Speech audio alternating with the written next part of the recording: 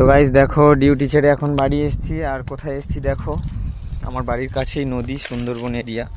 তো এখানে এসেছি, আর এখানে খুবই সুন্দর জায়গা। আর এখানে আরেকটা জিনিস দেখে খুব খারাপ লাগলো, এই যে নোংরা আবর্জনাগুলো। তোমরা পিকনিক করে গেছো ঠিক আছে, কয়েকদিন আগে 25শে ডিসেম্বর 1 জানুয়ারি সব পিকনিক করে গেছো, এখানে পিকনিক স্পট ভালো বেশ।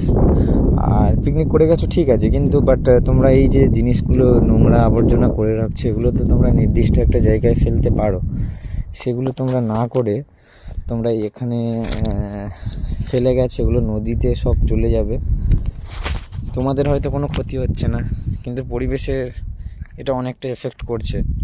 তো এটা একটু খেয়াল রেখো, এগুলো যখন নেক্সট টাইম তোমরা যখন এরকম কিছু পিকনিক করতে আসবে বা কিছু এরকম নোংরা আবর্জনা একটা নির্দিষ্ট জায়গায় ফেলার চেষ্টা করবে যতটা পারো, তোমার পক্ষে যতটা সম্ভব।